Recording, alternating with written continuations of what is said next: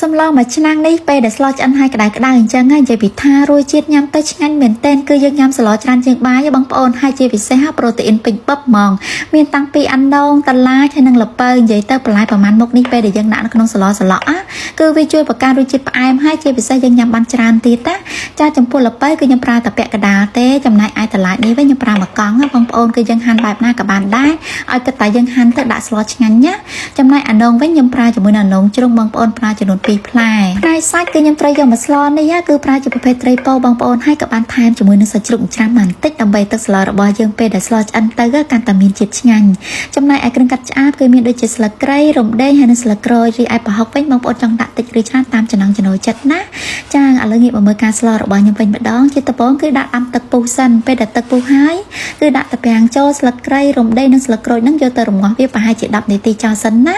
ដើម្បីឲ្យតាពាំងនេះវាអស់ជាតិហាងផងហើយជាពិសេសធ្វើឲ្យទឹកស្លរបស់យើងមានក្លិនឈ្ងុយពេលដែលយើងបង់ជាមួយនឹងគ្រឿងអស់នេះចូលទៅបងប្អូនបន្ទាប់ពីគ្រប់10នាទីហើយគឺខ្ញុំចាប់ផ្ដើមស្រង់ជាមួយនឹងស្លឹកគ្រៃនឹងចេញមកខាងក្រៅដើម្បីងាយស្រួលពេលដែលយើងបង់បន្លែផ្សេងៗទៀតកុំឲ្យទៅហា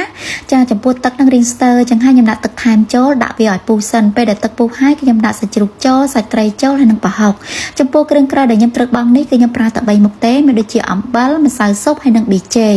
រីឯស្ករវិញគឺខ្ញុំអត់ដាក់ចូលទេណាបងប្អូនដោយសារតែជាតិផ្អែមគឺវាចេញជាមួយនឹងល្ពៅអាណូងហើយនិងតឡាចាបន្ទាប់ពីខ្ញុំបង់គ្រឿងក្រៅនេះចូលបានគ្រប់គ្រឿងហើយគឺខ្ញុំទុកចោលប្រហែលជា5នាទីអីទេគឺខ្ញុំស្រង់ត្រីនឹងចេញមកខាងក្រៅដើម្បីជៀសវាងកុំឲ្យសាច់ត្រីនឹងវាបែកចាបងប្អូនដោយសារតែយើងស្លជាមួយនឹងសាច់ត្រីមិនថាយើងស្លជាប្រភេទត្រីពោត្រីរ៉ស់ត្រីផ្ទុះអីទេពេលដែលយើងកូរចោះកូរឡើងក៏វាអាចនឹងបែកសាច់ត្រីដែរអញ្ចឹងហើយយើងស្រង់វាចេញមកខាងក្រៅសិនទៅចាំយើងបង់ជាមួយនឹងបន្លែដែលក្រោយឆ្អិនចូលគឺមានដូចជាល្ពៅតឡាចអាណូងហើយនិងផ្សិតណាពេលដែលខ្ញុំបង់បន្លែ3មុខនេះចូលភ្លាមគឺខ្ញុំទុកប្រហែលជា3នាទីអីទេបងប្អូនបន្តមកទៀតគឺខ្ញុំចាប់តាមដាក់ម្ទេសផ្លោកនឹងចូលតាមក្រោយរីឯបន្លែពណ៌បៃតងនេះបងប្អូននៅពេលដែលយើងបង់ចូលភ្លាមគឺយើងទុកត្រឹមតាមអំពុះបានហើយពេលដែលដាក់បន្លែពណ៌បៃតងចូលក៏យើងត្រូវដាក់សាច់ត្រីនឹងចូលព្រមគ្នាដែរពេលដែលវាឡើងបានអំពុះហើយយើងផលិតភ្លើងហ្មងទៅណាចាចំពោះសាច់ត្រីនិងបន្លែបៃតងនេះគឺយើងកុំឲ្យទុកយូរពេកពេលដែលយើងទុកវាឲ្យពុះយូរពេកគឺធ្វើឲ្យបន្លែនេះវាទៅជាស្លោកគឺញ៉ាំអត់សូវឆ្ងាញ់ទេ